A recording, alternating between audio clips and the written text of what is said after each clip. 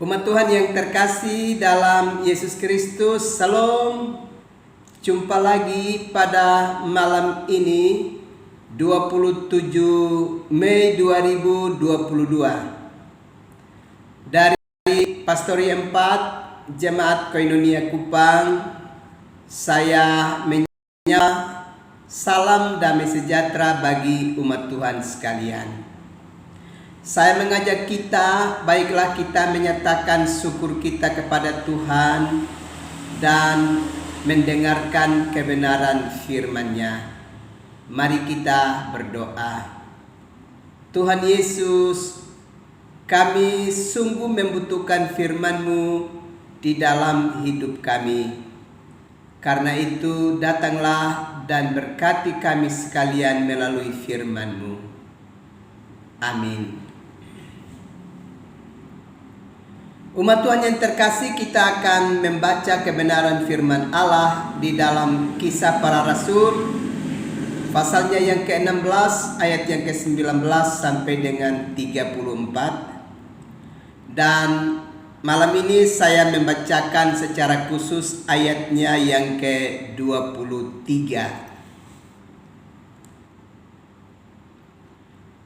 Setelah mereka berkali-kali didera, mereka dilemparkan ke dalam penjara. Kepala penjara diperintahkan untuk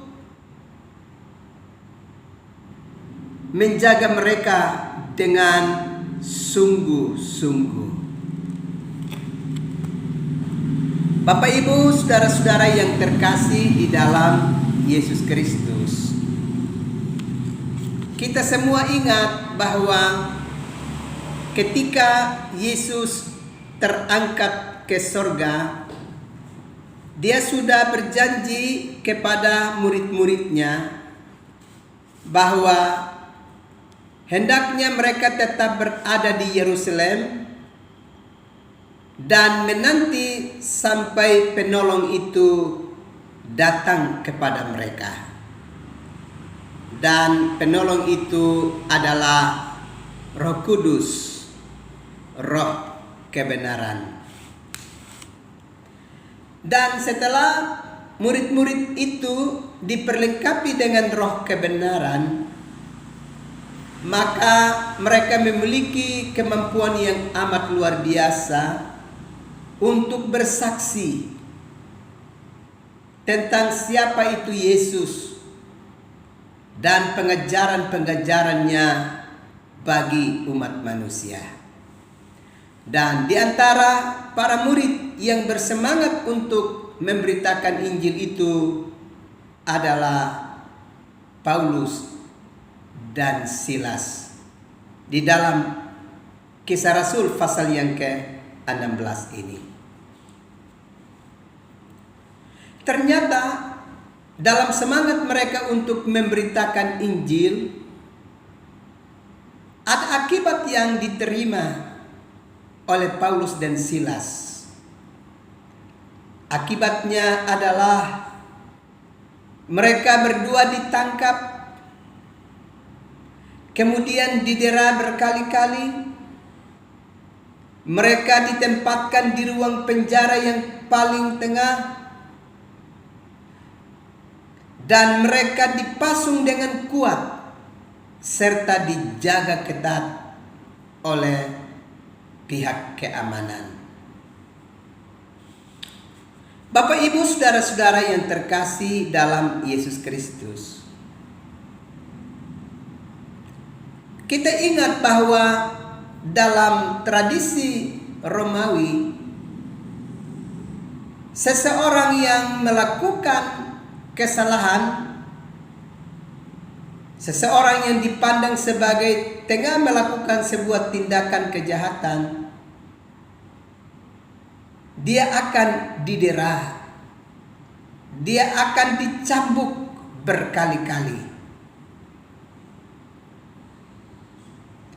Dengan demikian,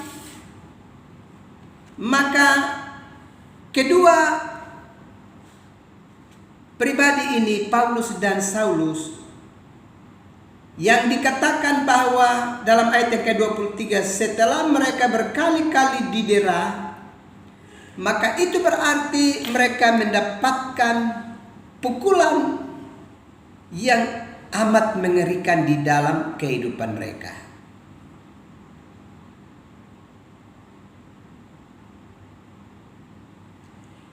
Dengan demikian, betapa berat penderitaan yang dialami oleh kedua pribadi ini, Paulus dan Saulus. Setelah didera berkali-kali, mereka malah dimasukkan ke dalam penjara dan ditempatkan di ruangan tengah. Ruangan tengah penjara itu adalah tempat di mana tidak ada cahaya dan pertukaran udara di dalam ruangan dimaksud. Cahaya baru akan memasuki ruangan itu di saat pintu penjara itu dibukakan. Dan juga bisa akan terjadi pertukaran udara di saat pintu penjara itu dibukakan kepada mereka. Dan juga bukan saja dipenjarakan di ruangan tengah yang tanpa cahaya dan tanpa pertukaran udara, tetapi juga mereka dipasung. Bapak Ibu semua, dalam tradisi Romawi untuk memasung seseorang yang dipandang sebagai orang yang jahat, yang telah melakukan tindakan kekejian, kejahatan di tengah-tengah masyarakat, maka dia akan dipasung dengan cara kedua tangannya dipasung, juga kedua kakinya, bahkan bahagian lehernya juga ikut terpasung. Dengan demikian, maka setiap orang yang ada di dalam penjara di ruang tengah, sekaligus juga dengan pasungan, maka mereka tidak pernah akan bisa membebaskan diri mereka dari ruangan di mana mereka dipenjarakan. Kecuali kalau mereka mendapatkan perhatian dan belas kasih atau bantuan dari pihak penjara untuk membebaskan mereka.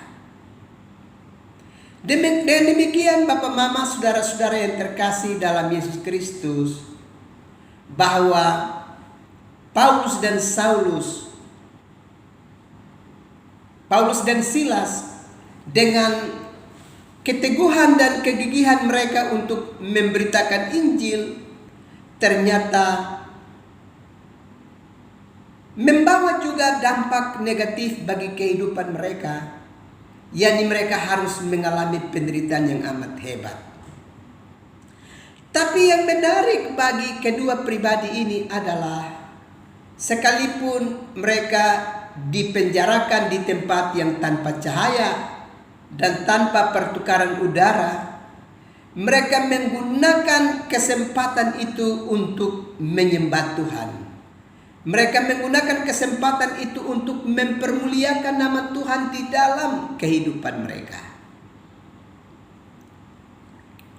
Dengan demikian, maka Paulus dan Silas ini tidak menyia-nyiakan keberadaan mereka di penjara. Di penjara sekalipun penyembahan mereka kepada Tuhan terus mereka lakukan. Dan kalau kita baca Kisah Rasul pasal 16 ayat 19 dan seterusnya, kita akan mendapatkan keterangan bahwa dengan puji-pujian dan penyembahan yang mereka lakukan itu, orang-orang di penjara pun mendengar apa yang mereka lakukan. Tapi bukan saja orang-orang mendengar kesaksian dan pujian mereka, tapi juga ada kejadian yang dahsyat yang terjadi, di mana penjara itu runtuh. Bahkan pasungan yang ada pada mereka pun terlepas. Dan saat itu kepala penjara di Filipi merasa sangat ketakutan. Dia bahkan hendak mengunduskan pedangnya untuk membinasakan dirinya. Tetapi Paulus menegur dia.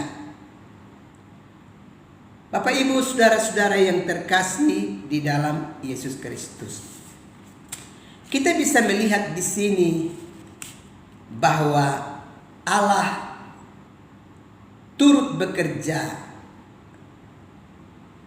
dan melakukan perkara dahsyat untuk menyelamatkan kedua pribadi ini, yakni Paulus dan Silas, sehingga mereka tidak mengalami kematian sia-sia di dalam penjara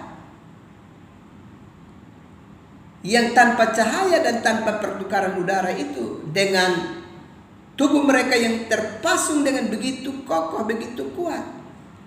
Tapi Allah membebaskan mereka.